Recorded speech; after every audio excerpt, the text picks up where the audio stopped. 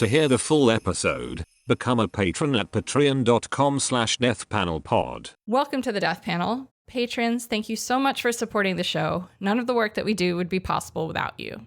To become a supporter of the show and get access to the second weekly bonus episode, as well as the entire back catalog of bonus episodes, become a patron at patreon.com/deathpanelpod. And to help us out some more, share the show with your friends, post about your favorite episodes, pick up copies of Health Communism, A Short History of Trans Misogyny, and Abolish Rent at your local bookstore, or request them at your local library, and follow us at deathpanel_. I'm Beatrice Bolton, and today I'm joined by returning guest and dear friend of the panel, Melissa Gira Grant. Melissa is a staff writer at The New Republic and the author of the books Playing the Whore, The Work of Sex Work, as well as the forthcoming A Woman is Against the Law, Sex, Race, and the Limits of Justice in America. And I've asked her on the show today to talk about a recent piece that she wrote for TNR called The Grand Opening of an American Concentration Camp. Melissa, welcome back to the Death Panel. It's so good to be back, even in really horrible circumstances, but there's nowhere else I'd rather be. Thank you, B. Oh, well, thank you so much for joining me, Melissa. I guess we're always talking under horrible circumstances, but I know. It's a pleasure regardless. We could just pre-record that and drop it in the next time. Now, as I mentioned at the top, we're talking about a recent piece that you wrote for The New Republic called The Grand Opening of an American Concentration Camp, which details the opening of a sprawling new ICE detention center in the Florida Everglades, where the Trump administration plans to cage thousands of people as part of its mass deportation campaign. The facility is being called Alligator Alcatraz by Republicans, which at first I thought was a cruel and racist branding exercise, but in fact it turns out to be the official name, which is perhaps even more sickening than if it was a bad joke or crass marketing ploy. Yeah. And in the recent piece that you wrote, which focuses on really kind of the pre-opening press walkthroughs, you bring us into this surreal and chilling scene of Trump, Ron DeSantis, and Kristi Noem touring the facility, beaming, cracking horrible jokes, flaked by press and guards, and walking through these empty rows of chain link cages full of steel bunk beds. And you encourage readers to call it what it is, which is a concentration camp. So today we're going to talk about the importance of precision when you're reporting on fascism in real time, how this facility is functioning both as carceral infrastructure and also as political spectacle, and how resistance to it is already taking shape, from indigenous organizers from the Seminole and Miccosukee tribes to migrant justice to abolitionist and environmental groups, to even apolitical hunters and fishermen concerned about the ecosystem impacts in the Big Cypress National Preserve wetlands where the facility is located.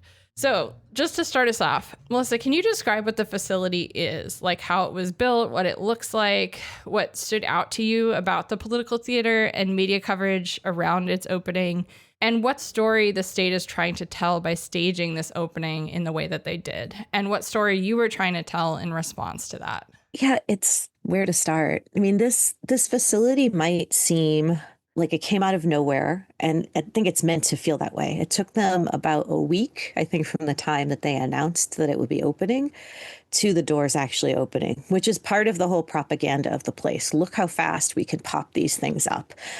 They call them like soft-sided facilities, which is essentially canvas tents. They have existed before. They temporarily were in Texas and maybe some other states along the border, but those spaces were not meant as a place to arrest, detain people, and quickly remove them from the country. They were more temporary detention after people who had just entered the country were detained. And this is where they would put them when there were periods of like massive border arrests. And they just, ICE has its own detention facilities across the country. Some of them are privately operated. But right now, ICE is vastly expanding the places that it's putting people. We're seeing more and more county jails being used for ICE detention. That's something that's been going on for a long time, but they're doing it much more aggressively. And they're also detaining people now, we know, inside these like federal buildings where there are ICE offices and courts.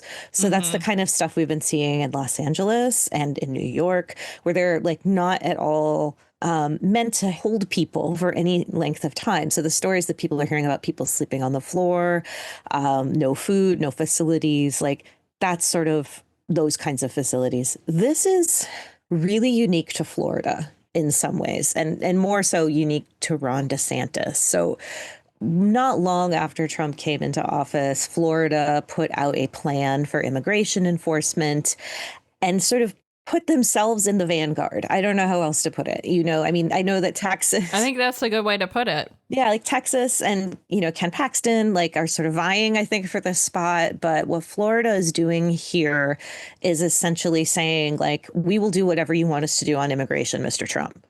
And this plan included proposals for facilities like this, but also many other kinds of immigration enforcement that would allow them to rapidly fill facilities like this. I call it a concentration camp, not just because, people who are experts and scholars on concentration camps are saying this is a concentration camp, as Andrea Peitzer has said several times in the last few weeks and wrote about it at MSNBC.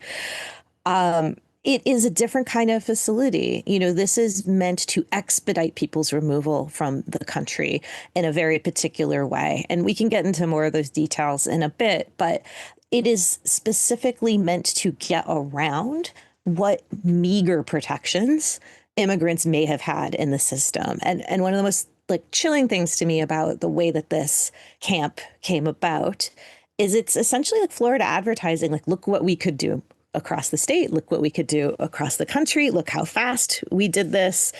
Their plan lays out exactly what this facility is and how it's supposed to operate.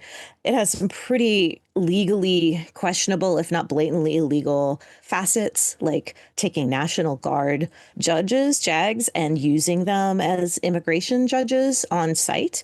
Like, the idea is essentially to get any person, any member of law enforcement in any agency in Florida that they pick up, whether that's like a highway patrol guy, pick somebody up, decides that they, should be taken into custody, and rapidly get them into this facility, and then rapidly, because there is an airstrip there, remove them. It is also because of its isolated location and because it's not a federal facility. It is operated by Florida. I mean, not a federal facility, should probably be in gigantic scare quotes, because I think they're sort of playing with jurisdiction here in a way that we've seen in other immigration enforcement actions from this administration. Like in the case of Abrego Garcia, where, there was a lot of back and forth of who actually has control over his custody? Is it CICA in El Salvador, or is it the US?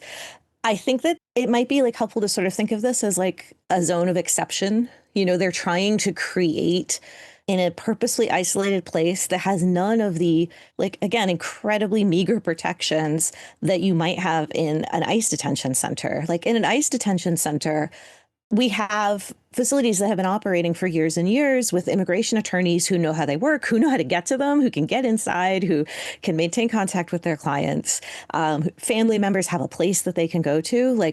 None of that is available here in this facility. It is about essentially secreting people away somewhere and removing them before they would have any ability to challenge that removal.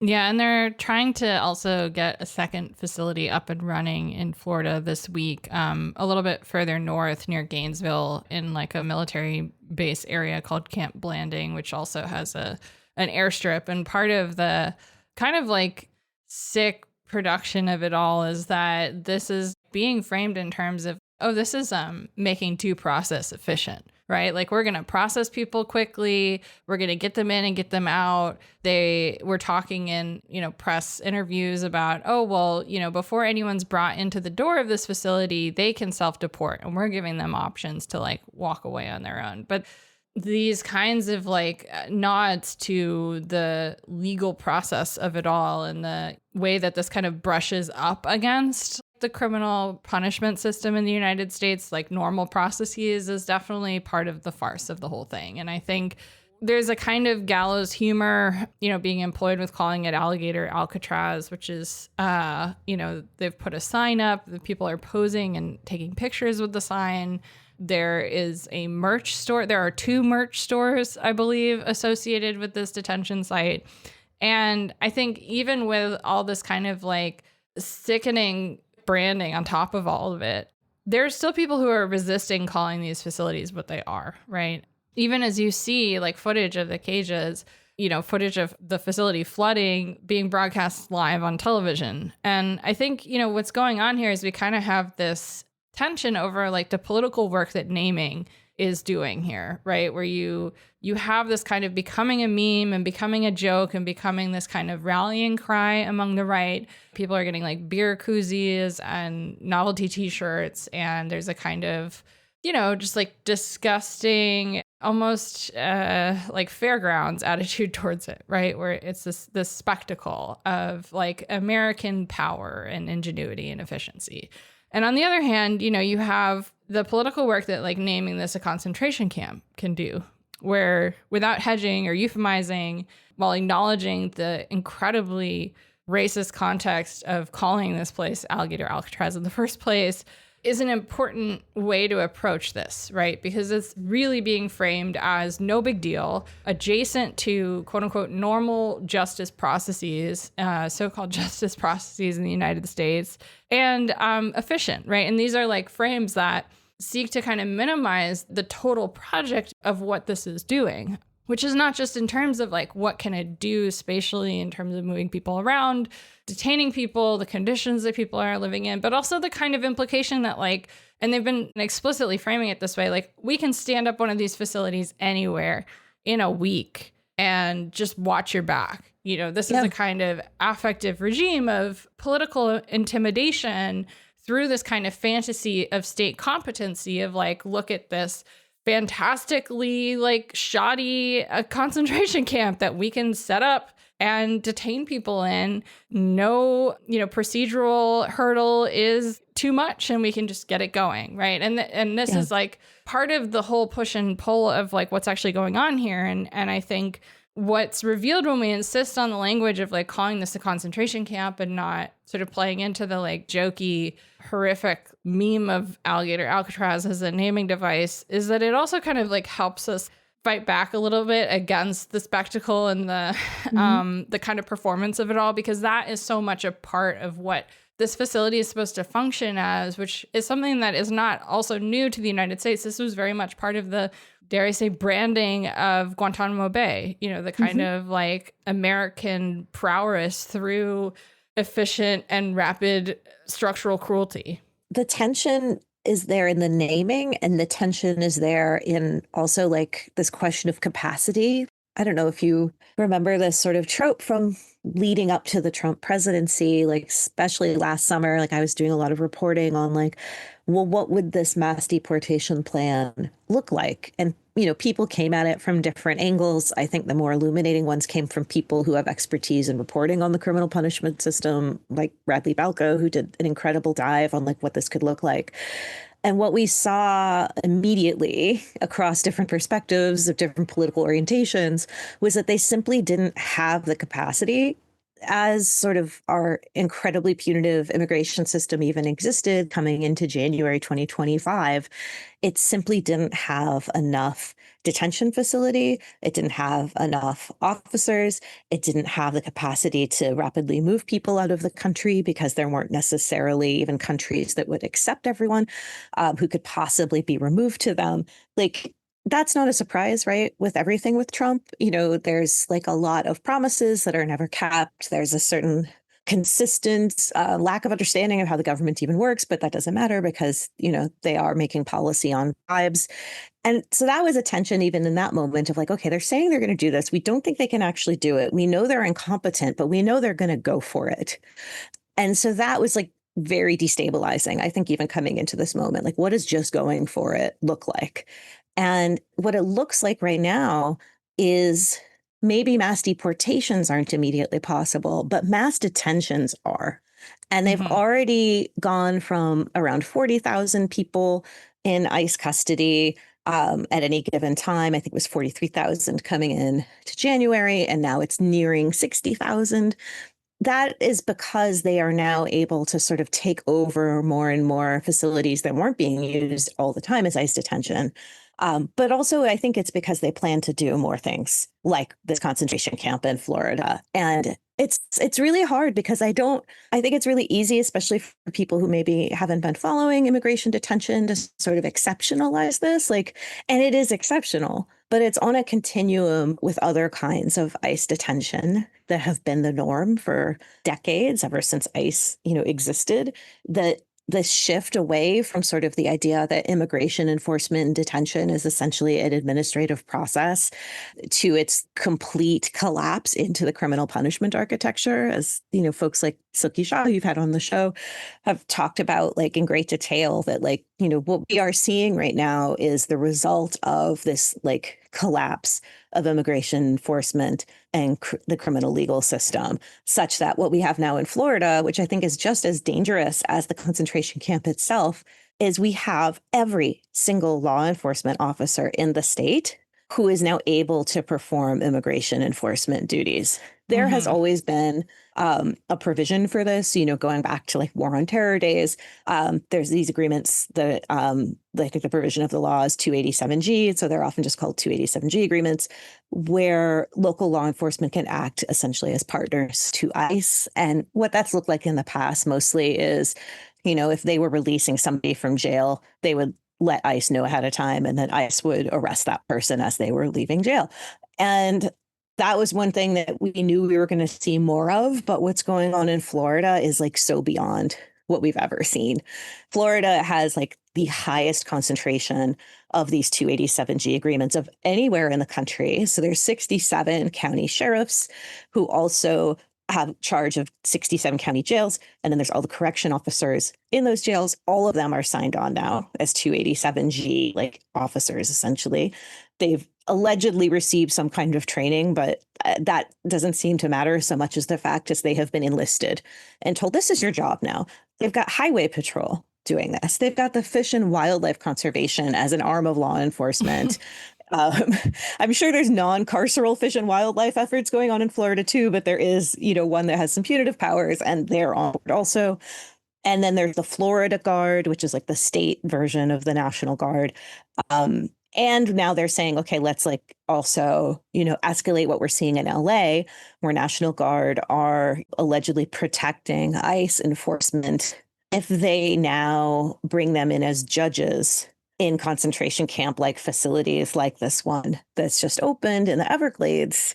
Like that is incredibly new. And so that for me is also a tension that's sometimes hard to hold. Like some of the responses to this piece were coming from people, I think, who are just very reasonably really pissed off. I'm really pissed off. But their response would be like, well, we need to like close that facility and jail everyone in it. And it's like, okay. Yeah. Let's like take a breath, like there isn't going to be a carceral solution to this facility.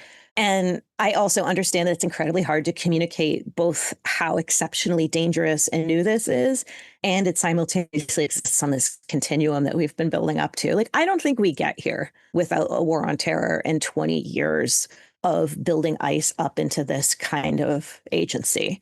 And I think people who are sort of just showing up to what ICE is doing, like that creates a challenge in communicating what this is. Like what I don't want is for people to think like, well, this is the worst of what ICE is doing, and therefore this is the thing that we need to shut down and everything else is okay. It's not. There's no better way to incarcerate people. They should not be incarcerated, period. That said, I think that something about this facility is so outrageous that it is really motivating people to push back in a different way. Like as we saw after the like extreme enforcement in Los Angeles and the support for people like physically putting their bodies between ICE and the folks they were trying to arrest and remove from the community. Like, I think that there's like maybe some potential in this moment to like sort of point to how far they're willing to go with this kind of facility where it's so clear they do not care about the safety of the people in there. They don't care about their rights, that it's simultaneously dangerous and theater, right? Just saying it's theater doesn't mean it's not doing anything physical to people. They essentially like threw up the like minimum viable camp to hold a press conference and have started moving people into it. And now, it's been open for 2 weeks, maybe a little bit more. And we're starting to get some reports from inside, and none of them are that surprising. That the food is inadequate, the food has maggots, they don't have access to counsel, the healthcare is inadequate to non-existent. Like, these are all like common things, but they're so much harder now to respond to because of the structure of this thing being so outside of a system that people are used to navigating. And, there's lawyers for folks inside who are like, where do I even file the petition for this person's release? Like, I guess I'll do it in like the next adjacent county. Like, it's this system is already chaotic and dangerous. And I feel like what they're communicating to us with this camp is, we actually aren't going to try to pull this plan off by creating new systems. Like, we're just going to create something so scary that it forces people to make an impossible choice of leaving the country rather than risking being in one of these facilities. And I think it's also meant to discipline everyone else. Like, look what we can do. And if we can do this to immigrants, look what else we might do. Like, as Andrew Peitzer also said, like, and many others, like, once you build something like this, it's a lot harder to get rid of it. And, yes, these might look temporary and there is a huge amount of theater going on and putting them up. But like, I think it's incredibly reasonable to wonder, who else could be removed and placed in these facilities indefinitely. To hear the full episode, become a patron at patreon.com/deathpanelpod. You'll get access to this and the rest of our catalog of patron-only episodes, and be the first to get a new patron episode every Monday when it drops. With love, the Death Panel.